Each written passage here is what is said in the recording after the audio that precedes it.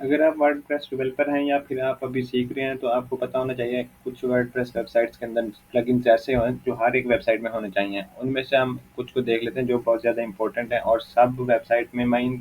आप अगर कोई भी वेबसाइट बना रहे हैं, आपकी ई कॉमर्स स्टोर है, आपकी बिजनेस वेबसाइट है, हर एक में वो लगते हैं, यूज़ होते हैं। तो उनमें फर्स्ट नंबर पर हम अपनी सिक्योरिटी को देखने के लिए कर लेते हैं। हमारे पास सिक्योरिटी के लिए होते हैं वर्ड फैंस।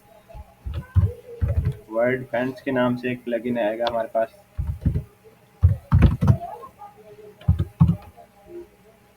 इसकी आप समरी वगैरह भी हम ऊपर से इसको पढ़ लेंगे, जैसे उसकी थोड़ी सी डिटेल आएगी। क्या करता है ये? फायरवॉल और मेलवेयर स्कैनर है। टू फैक्टर अथेंटिकेशन भी कर रहा है ये सिक्योरिटी से। लाइक अगर थर्ड पार्टी आपके प्लेटफॉर्म पे आके अटैक करती है तो ये उससे रोकेगा। दूसरा हमारे पास आता है अप ड्राफ्ट। ये भी सिक्योरिटी के लिए है, क्योंकि कल कोई भी इशू होता है ना तो आपका बैकअप वगैरह बनना पड़ा होगा। Up draft,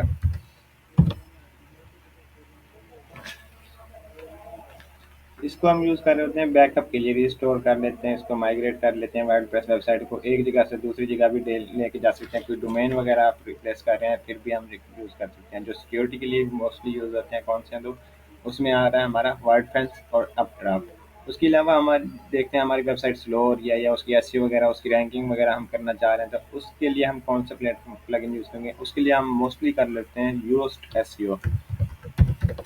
Yoast SEO mostly यही यूज़ किया जाता है। उसके अलावा रैंक मैथ भी है और डब्ल्यू पी रॉकेट भी है, स्मश भी है।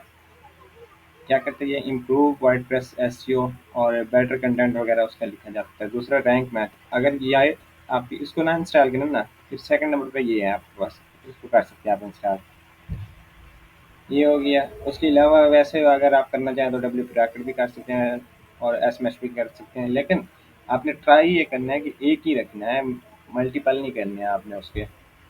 दूसरा होता है फिर हमारे पास, अगर उसके बाद हम देखें हमारे पास स्पीड ऑप्टिमाइजेशन। हम वेबसाइट की लोडिंग स्पीड जिस तरह देखते हैं तो वो W3 टोटल कैशी या लाइट स्पीड कैशी इस तरह करके हम प्लगइन कर सकते हैं इंस्टॉल अपने पास। W3 कैशी हम देख लेते हैं। W3 टोटल कैशी ये आ गया हमारे पास।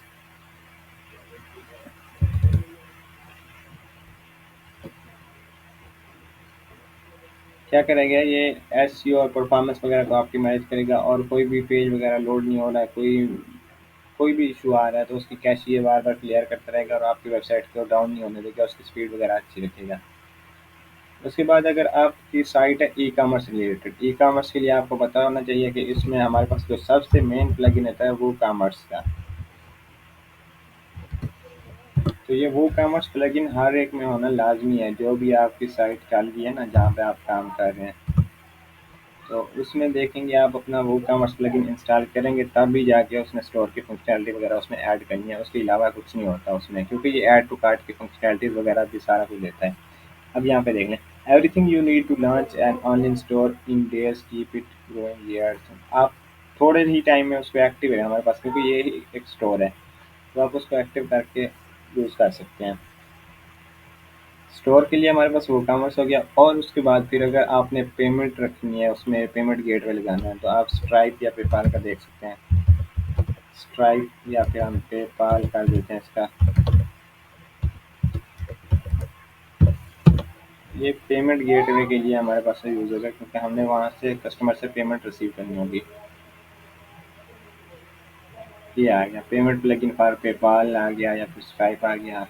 तो ये दोनों के लिए भी आप यूज़ कर सकते हैं। और अगर आपकी वेबसाइट में अगर कुछ फॉर्म्स वगैरह लगे हुए हैं तो उसमें आप डब्ल्यू पी फॉर्म्स भी यूज़ कर सकते हैं, या फिर कंटेक्ट फॉर्म 7 में होता है। कंटेक्ट फॉर्म 7, तो ये भी आपने लाइक यूज़र से उसका डाटा लेना है, मेल लेना है या कुछ भी करना है, कोई एक फॉर्म ऐड करना है तो उसमें हम इसको इंस्टॉल कर सकते हैं हम। ये इसमें ऑप्शन होते हैं, आप कस्टम प्लगइन्स वगैरह बना सकते हैं। कस्टमर्स का प्लगइन्स बनाने का मतलब ये है कि आपने कोई फॉर्म बनाना है, उसमें कोई फील्ड ऐड करनी है, कोई फील्ड रिमूव करनी है, तो वो सारा कुछ यहाँ से आप मैनेज कर सकते हैं। और उसके अलावा जो हमारे पास कुछ और इम्पोर्टेंट प्लगइन है जो हर एक वेबसाइट में होने चाहिए, जैसा कि आप जानते हैं कि इसको हम ज़्यादातर एलिमेंटर से ही कस्टमाइज़ कर रखते हैं। हालांकि वैसे डब्ल्यू पी बेकरी भी है और गुटनबर्ग एडिटर भी है, लेकिन एलिमेंटर हमारे पास होना लाजमी है। एलिमेंटर से हम वेबसाइट्स को कस्टमाइज़ वगैरह कर सकते हैं।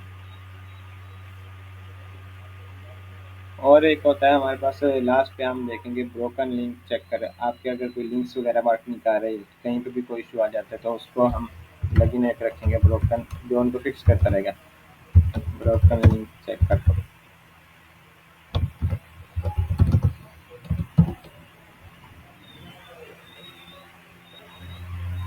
ये देखें आप क्या करेंगे, ये पोस्ट और पेजेस वगैरह के कंटेंट को देखेगा, उनके लिंक्स वगैरह कहीं पे बैड लिंक्स होंगे उनको रिमूव करेगा, उनकी ठीक से ही ऑप्टिमाइजेशन वगैरह करके देगा। आप इनमें से कोई भी कर सकते हैं। तो ये थे बेसिक बेसिक प्लगइन जो हर एक वेबसाइट में हर एक इसमें होने चाहिए। अब एक दफ़ा हम उसको दोबारा रिपीट कर लेते हैं, हमारे पास कौन कौन से हैं। सिक्योरिटी के लिए हम जो यूज़ करेंगे वो वर्डप्रेस या अपड्राफ्ट होगा। एसईओ के लिए हम जो यूज़ कर रहे होंगे वो योस्ट एसईओ होगा। उसके अलावा रैंक मैथ या डब्ल्यू ग्राफिक भी कर सकते हैं। स्पीड ऑप्टिमाइजेशन हमारे पास जो होगी डब्ल्यू 3 कैशी या फिर आर इन वन कैशी भी है, उसमें ऑटो ऑप्टिमाइज भी है। आप ई कॉमर्स के लिए जब हम देखेंगे वहाँ पर वो कॉमर्स हमें लाजमी करना पड़ेगा। उसके अलावा स्ट्राइप, पेपाल, कोई भी आप पेमेंट गेटवे लगा सकते हैं। लीड जनरेशन करनी है, कोई फॉर्म लगाना है तो आप W P form, conduct form 7 इस तरह करके कोई भी एक इंस्टॉल करके उसको यूज़ कर सकते हैं। उसके अलावा अगर आपने बेसिक पे साइट पे काम कर रहे हैं तो आपको पता है कि एलिमेंटर होना भी लाजमी है। उसके बाद ब्रोकन लिंक चेकर भी होना लाजमी है। तो इस तरह करके अगर और भी आपकी फंक्शनैलिटी है कोई साइट में तो आप डिफरेंट डिफरेंट प्लगइन्स यूज़ कर सकते हैं। लेकिन ये मैंने आपको बताए हैं जो बेसिक हैं और हर एक वेबसाइट की रिक्वायरमेंट होती है। Thank you.